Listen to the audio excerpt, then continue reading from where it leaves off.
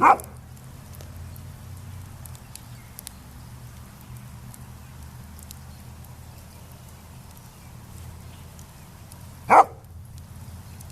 hi there. How are you doing, grade 11 class? Isn't it nice to have a good campfire now and then? Make some s'mores.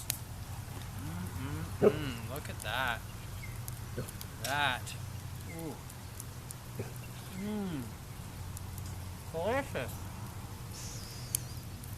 Would you like one?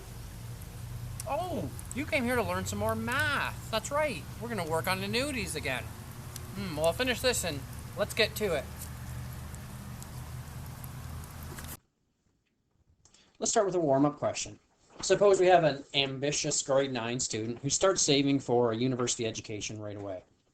At the end of every month, the student's going to deposit $450 into a savings account that pays 3.5% interest compounded monthly. If they do this every month for 4 years, how much money would the student have saved? Well, this is an example, of course, of an annuity where you're making regular savings payments and you have a future value that we want to find. So we use the formula from the last lesson.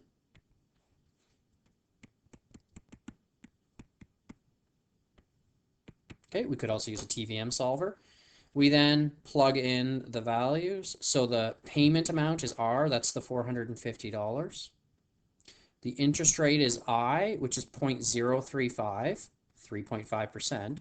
But since it's a monthly interest rate or monthly payments, we need to divide by 12. Our N value is the number of payments. There are 12 months in a year times 4 years. The student would make 48 payments in total. Subtract 1. And then the interest rate again goes down here, 0.035 divided by 12. And make sure you put that in brackets, okay, if you're doing that on your calculator. Okay, if you plug that into your calculator, you should get the answer of $23,148.94. Not too bad. One way of sort of understanding that answer might be to look and realize, look, this student every month saves $450, and they do that for 48 months. So in reality, they save $21,600, but because of the interest, they end up with $23,000. So not quite $2,000 worth of interest. If you're having trouble with that example, you probably need to go back and look at our last video on annuities, introduction to annuities, where we talk about the future value formula. I know that punching this in on a calculator can be challenging as well. You are welcome to check that video out for some help with that as well.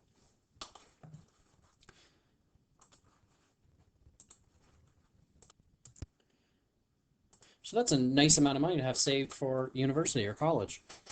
But here's the thing. Suppose you started college or university with that $23,000. What happens to that money? Well, you don't need it all right away, hopefully.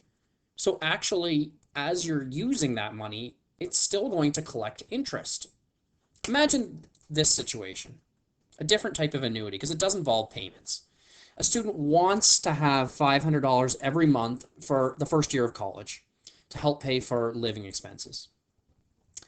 So they're going to keep that money in a savings account while they're making withdrawals or taking money out. Okay.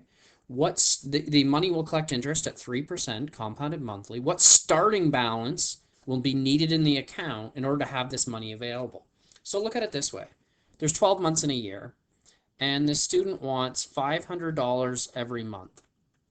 So in a way, they need $6,000 for living expenses. Maybe groceries and stuff like that, entertainment. So they don't need to start college with $6,000. Why? Because they only need $500 each month. So this is a completely different type of annuity. We're going to start with an amount, which we call a present value. And we're going to get regular payouts from it over time. In this example, you're going to get $500 every month. Okay, at the end of the month, let's say. Now, all the way, of course, 12 times. Now, the money, the $500 you need at month 12, that money actually has like a year to collect interest. And the money at month 11 has almost a year to collect interest. And the money at 6 months has half a year to collect interest. So you don't actually need to have $6,000.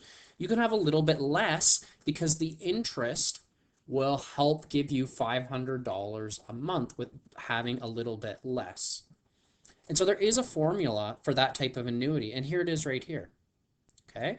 Like this explanation says, it's an annuity that has a starting balance, which we call a present value, and the person withdraws money as the balance collects interest. At the end of the annuity, the money is all gone. So in a way, the future value is equal to 0. And here's the formula. It looks similar to the future value formula, other than having, instead of a future value, we have PV, which is like a present value, okay, or a starting value, if you want to think of it that way. R would be the payments. This time, the payments that you're getting, okay? So you might want to say like your withdrawals,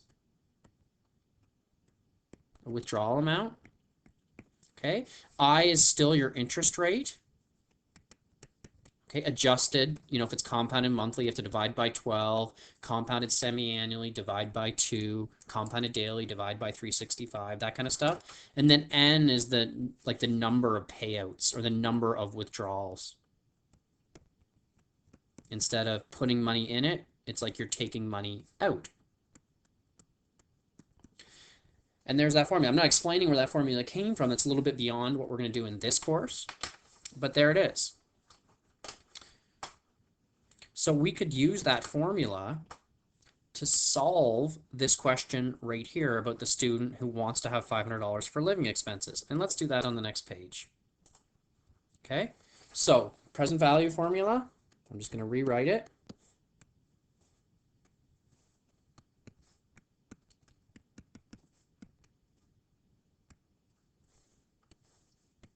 In this example, we were talking about the student wanting payments of $500. Our R value is 500.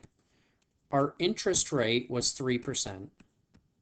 We have to divide by 12 because it's compounded monthly, and also the payments are monthly. You probably are noticing those things are always the same. That's what makes it a simple annuity.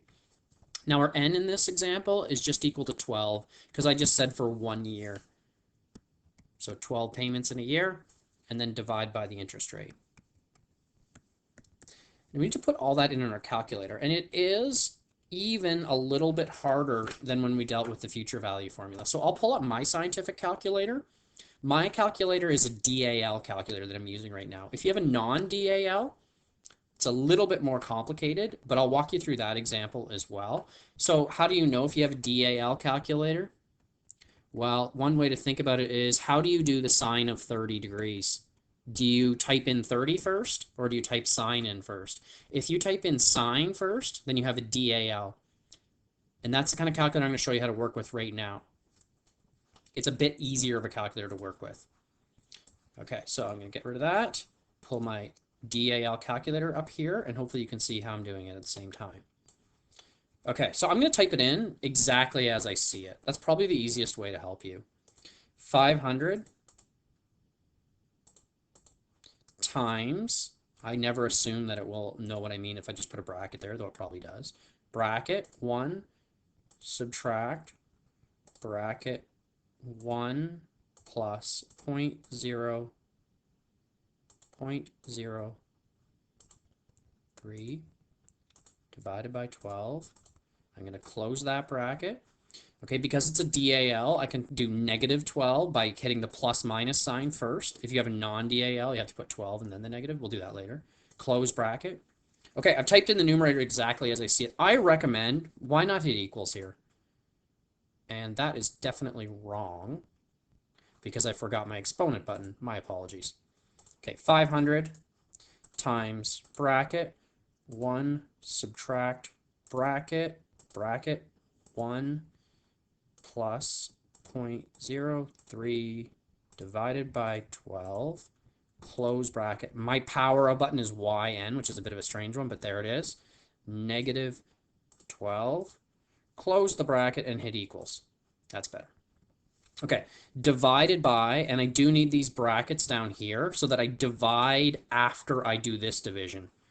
Divide by bracket 0.03 divided by 12, close bracket, hit equals, and I get 5,000. That is the right answer. 5,903.63.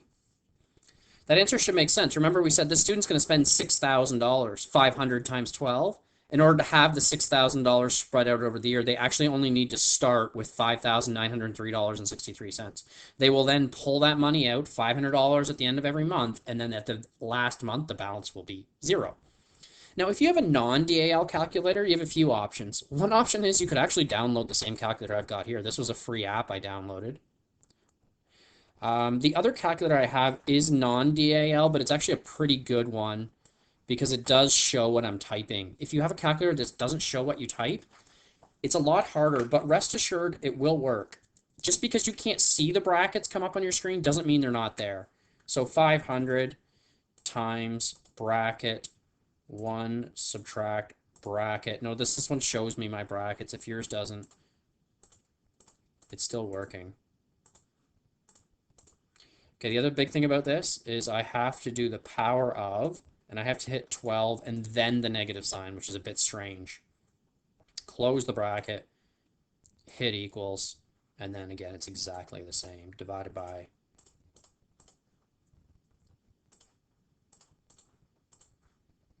And there we go. So if you're having some difficulties with your calculator, I feel a little bit bad because this is something I would sit down and help you with normally in class. So please let me know if you can't get it to work on your calculator. Just send me an email. We can even do a live meeting or something, and I can walk you through it, or take a picture of your calculator and send it to me, and I'll try to figure it out and try to find a way to help you out with that. Okay, let's look at the next example. So one common use of the present value formula is for calculating things involving retirement. So suppose I decide that I want to have $3,500 a month when I retire. So I want to have that to live off of. Most people, when they retire, their income goes down. They tend to have not as many expenses when you retire. You're not working. You probably own your house, which is another big thing. That's why often people can afford to live off of less when they're retired, because hopefully they paid off their mortgage and they own their house. In any case, I have a retirement income plan that will pay 6% interest compounded monthly. Notice that interest is a bit higher. It's possible that the interest is higher because you might be willing to take some risk with the money. And I know that sounds a little strange. Why would you risk your retirement money? It's because it's over a long period of time, over 30 years. And so people are often willing to put a little bit more risk in their money if it's over a longer period of time, because it tends to be things like, the stock market isn't doing very well right now because of COVID, but over the years it will probably recover again. And so I'm willing to take a few risks like that, if that makes sense. Okay. In any case, I'm going to have $3,500 a month for the next 30 years. So that is going to be 12 months in a year times 30 years. I'm expecting or hoping for 360 payments of $3,500 a month. That's a lot of money. In fact, 360 times 3,500 in total, that's a number that's like 1.26 million. That's a lot of money. Do I need to have $1.26 million saved up so that I can withdraw $3,500 every month for the next 30 years? No, thankfully I don't need that much, because I don't need all the money right away. So lots of that money is going to have time to collect interest, and it'll be there for me when I want it. So let's use the present value formula to figure this out.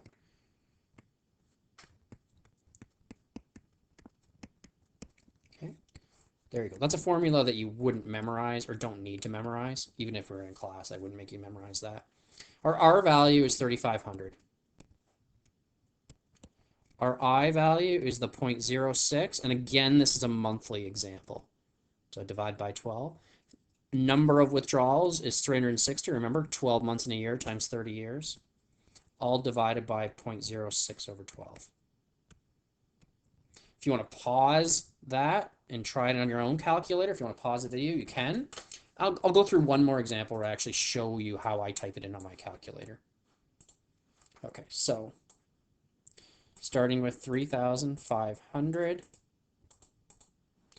times bracket 1 subtract bracket 1 plus 0.06 divided by 12, close the bracket.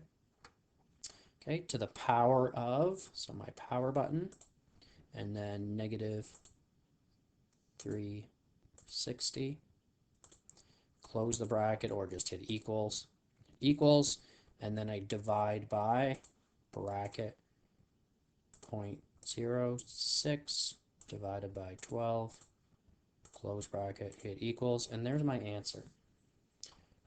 $583,000, a little more than that. Exactly, in fact, rounding to the nearest cent, because it is money, $583,770.65.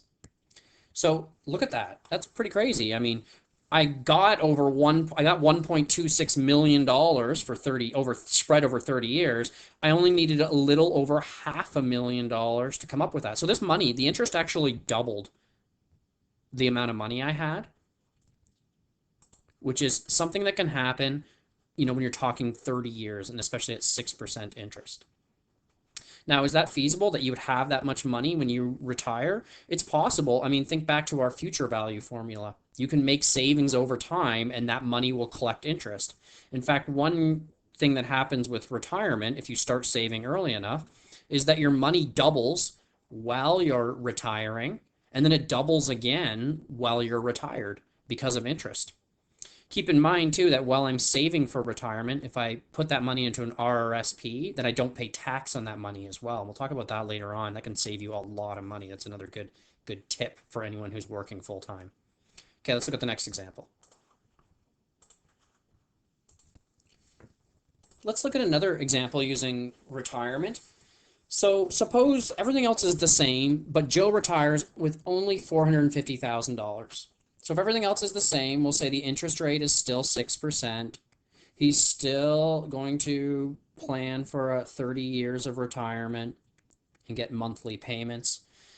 So if we think about a reasonable answer here, we realize that Joe is not going to get as much money every month, because in the other example, it took a little over $583,000 to come up with $3,500 a month, and he only has $450,000. The second thing I hope you realize is that we're actually looking for the R amount. We're not looking for the present value. We have that. That's $450,000. We can rearrange this formula very similar to the same way we did with the future value formula. If you were to multiply both sides by I, you would get PV times I equals R times everything in the square brackets. I then could divide both sides by everything in the square brackets, and I get a formula that looks like this. PV times I divided by all this stuff here. And there we go. That's another formula that's very common to use. Just like with the future value formula, we solve for R. We can do the same thing here. In this example with Joe, we'd say $450,000 times 0.06 divided by 12 all over 1 minus 1 plus 0.06 over 12 to the power of negative 360. 30 times 12, 360.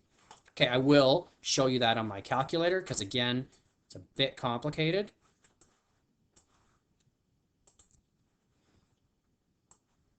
Okay, so starting at the top of the fraction, 450,000.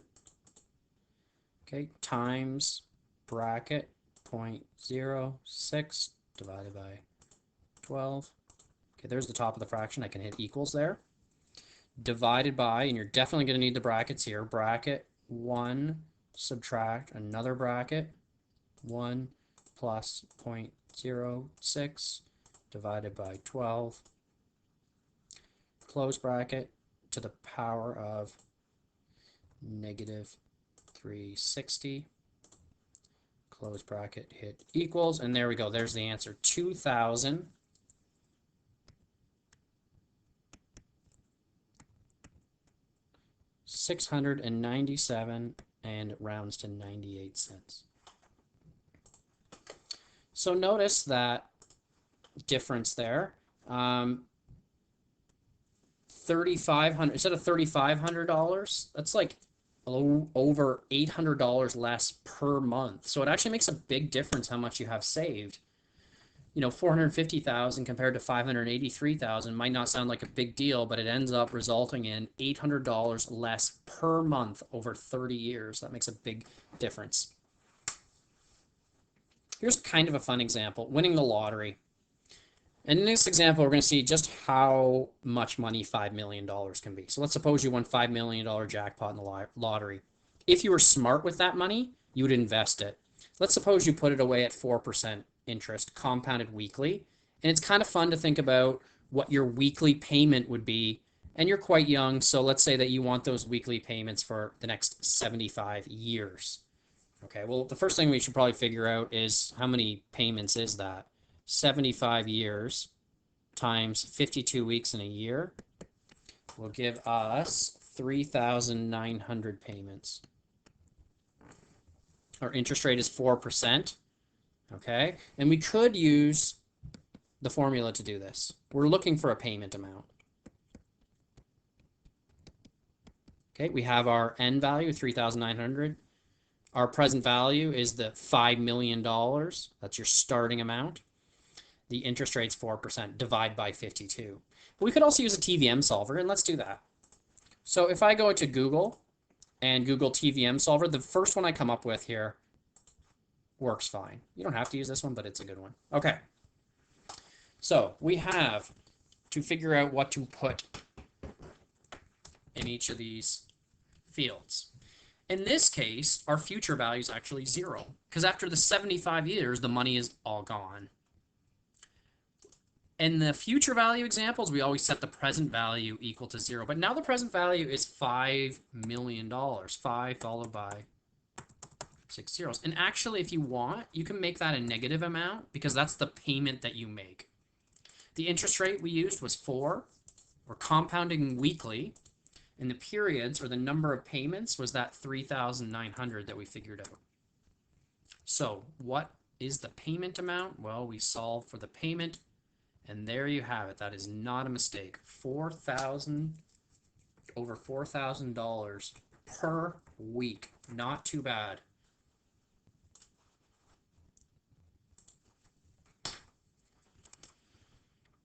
Okay, so you would get $4,047, and what was that? I think it was 92 cents for the final answer.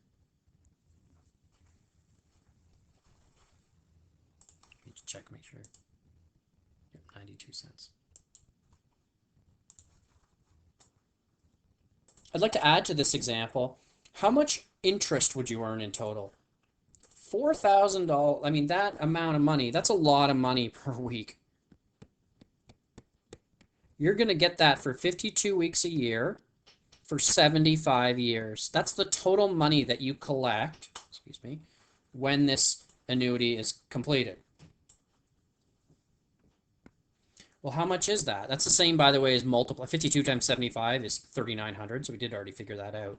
That actually works out to over $15 million.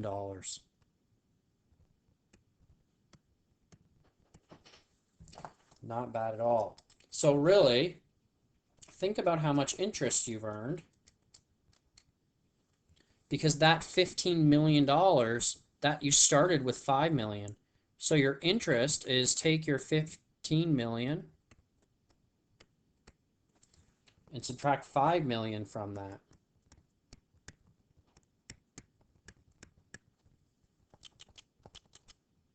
And you get over $10 million in interest. In fact, exactly $10,697,000.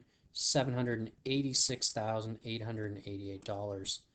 That represents just interest. So your money, like, it tripled. The $5 million tripled as you pulled out $4,000 per week for 75 years. It's a power of exponential growth. Money doubles or triples over a long period of time. Okay, I have a few questions I've assigned, not a whole lot. Just a few that it's important that you complete so that you can understand the next lesson. Okay, bye for now.